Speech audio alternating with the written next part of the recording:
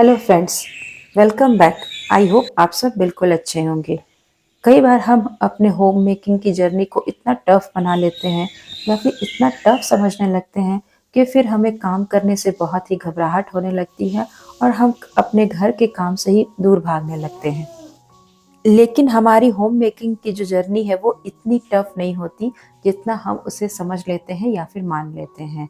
कुछ ऐसे हैबिट्स हम फॉलो कर सकते हैं जिसके कारण हमारा घर जो है वो बिल्कुल ऑर्गेनाइज रहेगा और हर समय साफ सुथरा रहेगा और हमारी होम मेकिंग की जो जर्नी है वो बिल्कुल स्मूथली चलेगी। घर हमारा रेंट का होता है या फिर अपना होता है, स्पेस की कमी तो हर किसी को होती है। हमें ऐसा लगता है कि थोड़ा सा स्पेस हमारे पास और होता तो हम कुछ सामान को अच्छे से एडजस्ट कर सकते थे या फिर कुछ ऐसे ऑर्गेनाइजर हमारे पास होते जिससे हम अपने घर को सामान को अच्छे से हाइड करके या फिर ऑर्गेनाइज करके रख सकते हैं। लेकिन मेरा यह मानना है कि सिर्फ ऑर्गेनाइजर से ही हम अपने घर को ऑर्गेनाइज नहीं कर सकते। कुछ जुगाड़ लगाकर या फिर कुछ टिप्स या हैक यूज करके हम अपने घर को अच्छे से ऑर्गेनाइज कर सकते हैं।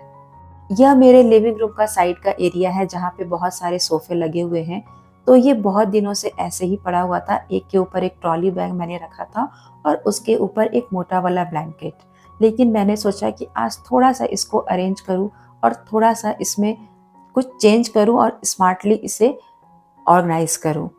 तो मेरे पास एक ट्रॉली बैग है जो काफ़ी बड़े साइज का है। तो सबसे पहले मैंने उसको रखा एक लकड़ी के स्टैंड पर और उसके ऊपर ये कार्टन का बॉक्स रखा जिसके अंदर भी एक ट्रॉली बैग को मैंने अच्छे से फिट कर दिया है।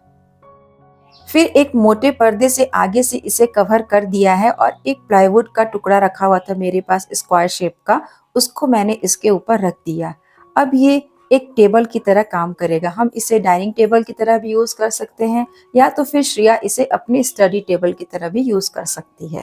कई बार कुछ सामान को हम बेकार समझकर यूं ही साइड कर देते हैं या तो फिर डंप कर देते हैं, लेकिन यही कबाड़ हमारे कई बार बहुत काम आता है और इससे हम बहुत सारी चीजों को ऑर्गेनाइज करके रख सकते हैं।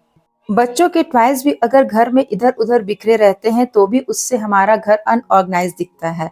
तो अपने बेटू के सारे टॉयज को अरेंज करने के लिए मैं इस बास्केट का यूज करती हूँ। ये एक बास्केट नहीं बल्कि हैंगिंग लैंप है, लेकिन मैंने इसे एज ए ऑर्गेनाइजर यूज किया है और नीचे की साइड में एक फोम बेस दिया है ताकि ये बिल्कुल भी हिले डुले नहीं।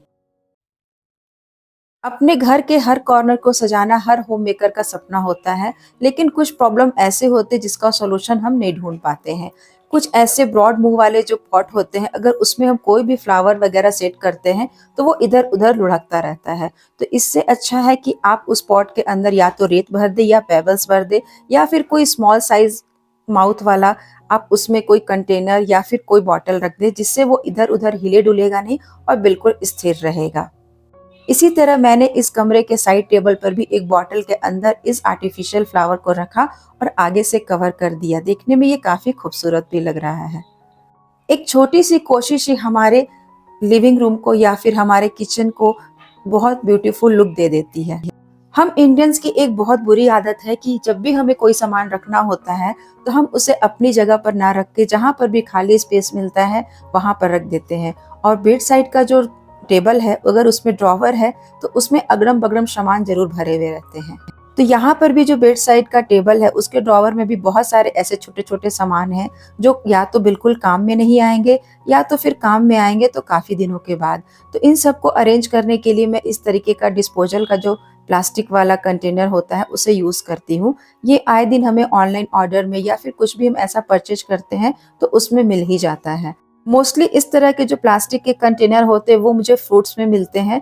तो जिसमें बहुत ज़्यादा होल होते हैं उसे तो मैं डंप कर देती हूँ, लेकिन जिसमें एक दो होल होते हैं उसे मैं रख देती हूँ छोटी छोटी चीज़ों को ऑर्गेनाइज करने के लिए। छोटे छोटे ही घर के जो कॉर्नर होते हैं अगर उसे हम टाइम टू टाइम अरेंज करते रहें तो फिर हमें क्लीनिंग में भी आसानी हो जाती है और हमारा जो घर है कहीं से भी अनऑर्गेनाइज नहीं दिखता है। ये एक पेंसिल कलर का डब्बा है जिसमें मैं सारे बैटरीज को रखती हूँ। जब कभी मेरी कुकिंग जल्दी हो जाती है तो इस तरीके से घर के छोटे छोटे कॉर्नर को मैं अरेंज करती रहती हूँ। इस ड्रॉवर को भी अरेंज करने से पहले मैंने नीचे की साइड में एक पेपर लगा दिया है और एक कंटेनर को कटिंग करके रखा है जिसमें छोटे छोटे सामान जैसे चार्जर्स हो गए या फिर मेडिसिन कटर है उन सबको यहाँ पर रख दिया है और साइड में कुछ मेडिसिन भी रखे हैं। नीचे वाले जो ड्रॉवर है उसकी हालत तो बिल्कुल ही खराब है, क्योंकि इसमें बहुत सारे ऐसे कलर हैं जो बिल्कुल ऐसे ही फैले हुए हैं। कई बार बेटू इनसे खेलता है और वापस ऐसे ही रख देता है। अगर मैं इस ड्रॉवर को ऐसे ही छोड़ दूंगी तो धीरे धीरे इसमें बहुत ही ज़्यादा मैश क्रिएट हो जाएगा, फिर उसे क्लीनिंग करने में मुझे भी आलस आएगा। तो मैंने इसी तरह का डिस्पोजल बॉक्स लिया है, एक में सारे अलग टाइप के कलर्स को रखा है और एक में एक जैसे जो कलर है उन सबको अरेंज कर दिया है। अब इस ड्रॉवर में थोड़ी सी जगह भी है ताकि कुछ एक्स्ट्रा सामान इसमें रखा जा सके। जब हम इस तरीके से किसी भी कॉर्नर को अरेंज करते हैं तो वहाँ की क्लीनिंग के साथ साथ ऑर्गेनाइजेशन तो होता ही है और साथ साथ वहाँ पर डिक्लटरिंग भी हो जाती है। हम सभी के घरों में ऐसे छोटे छोटे बहुत सारे ताले होते हैं, तो उन सबको भी एक जगह रखना बहुत ही ज़रूरी होता है, क्योंकि ये हमें ट्रैवलिंग के टाइम पर बहुत काम आते हैं। जब मैं इंडिया से यहाँ पर आ रही थी तो मेरे पास बहुत सारे लगेज थे, तो उन सबको लॉक करने के लिए मैंने ये सारे जो ताले हैं वो खरीदे थे। लेकिन प्रॉब्लम ये होती है कि सारे ताले एक जैसे देखने में लगते हैं और इनकी कीज़ भी है वो भी एक जैसी ही लगती है। तो मैंने इन सब पे नोट डाउन कर दिया है 1 2 3 4 और उनकी कीज़ पर भी उसी तरीके से नोट डाउन कर दिया है, ताकि कोई भी ताला अपनी चाबी के बगैर ना रहे और उसे ढूँढने में मुझे कोई परेशानी भी ना हो। तो इस तरीके से मैंने इस ड्रॉवर को भी पूरी तरीके से अरेंज कर दिया है। फ्लावर रिलेटेड एक हैक मैं आप लोगों के साथ शेयर कर चुकी हूँ, दूसरा हैक मैं आप लोगों के साथ शेयर कर रही हूँ।